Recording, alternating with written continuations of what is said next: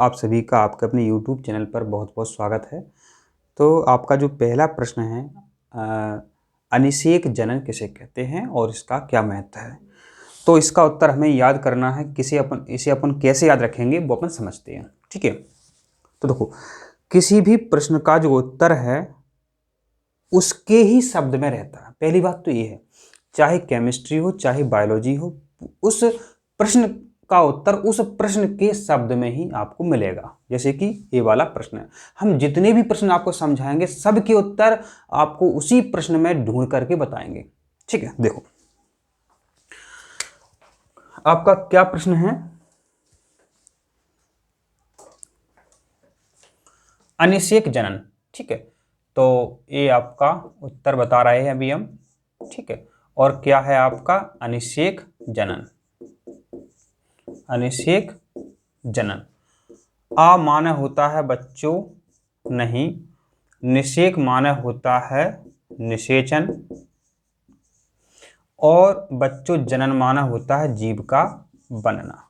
ठीक है, माने अभी तक आपने सीखा था जनन में कि जनन वह प्रक्रिया होती है जिसके द्वारा जीवधारी अपनी जैसी नई संतति उत्पन्न करते हैं, जनन कहते हैं।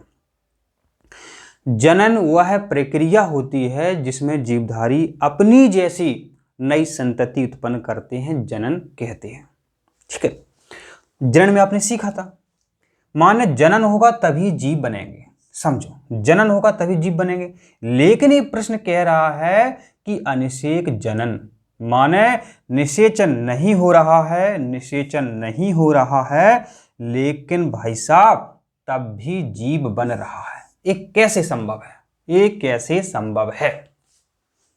ठीक है, तो आप क्या जानते हैं अभी तक, आप क्या जानते हैं अभी तक, आप अभी तक यही जानते थे। हम जानते हैं, यहां से स्टार्ट करेंगे आप। हम जानते हैं कि नर युग्मक और बच्चों मादा युग्मक, हम जानते हैं कि नर युग्मक और मादा युग्मक के संलयन को निषेचन कहते हैं। संलयन को क्या कहते हैं बच्चों, निषेचन कहते हैं। निषेचन के बाद बच्चों जाइगोट बनता है, जाइगोट से बच्चों भ्रूण बनता है, और भ्रूण से फिर जीव बनता है। ठीक है, हम जानते हैं कि नर युग्मक और मादा युग्मक, हम जानते हैं कि युग्मक के संलयन, कैसे लिख दो, हम जानते हैं कि युग्मक के संलयन को निषेचन कहते हैं। निषेचन कहते हैं, निषेचन के बाद जाइगोट बनता है, जाइगोट से भ्रूण बनता है, भ्रूण से फिर जीव बनता है। ये आप अभी तक जानते थे। ठीक है, लेकिन कुछ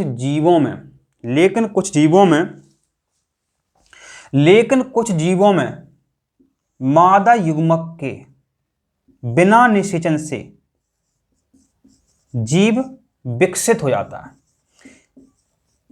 कुछ जीव ऐसे खोजे गए हैं, लेकिन कुछ जीवों में मादा युग्मक के बिना निषेचन के। देखो, अब इतना हटा दो, ये इतना हटा दो, तो अब क्या होगा, जब दो युग्मक होंगे तभी तो निषेचन होगा।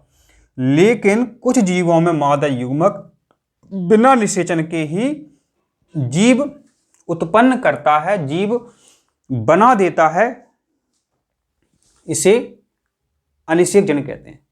लेकिन कुछ जीवों में मादा युग्मक के बिना निषेचन के जीव विकसित हो जाता है, अनिषेक जनन कहते हैं। ठीक है, इसके उदाहरण देख लो आप, उदाहरण देख लो।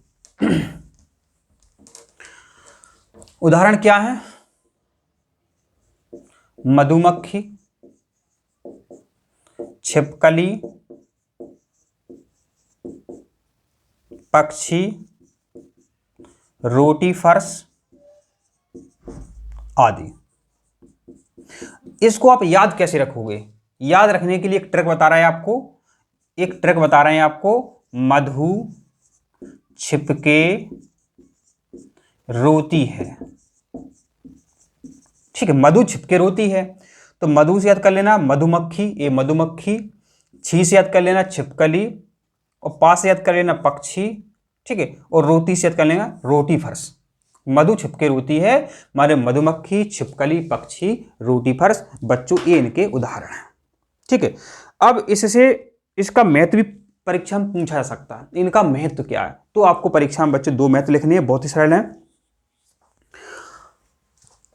देखो इसमें सिर्फ एक ही जनक भाग ले रहा था, तो जो संतति बनेगी, जो जीव बनेगा, वो जनक के समान होगा। ये आप अलैंगिक जनन में अच्छी तरह जानते हैं। तो पहला पॉइंट बच्चों आपका यहां क्या बन जाएगा, इसमें उत्पन्न संतति अपने जनक के समान होती है। इसमें उत्पन्न संतति अपने जनक के समान होती है। पहला पॉइंट ए बन गया आपका। दूसरा क्या बनेगा, सिर्फ इसमें एक ही जनक था, उससे ही संतति बनती है। तो दूसरा पॉइंट आपका ये बन जाता है, इसमें केवल एक ही जनक संतति उत्पन्न करता है।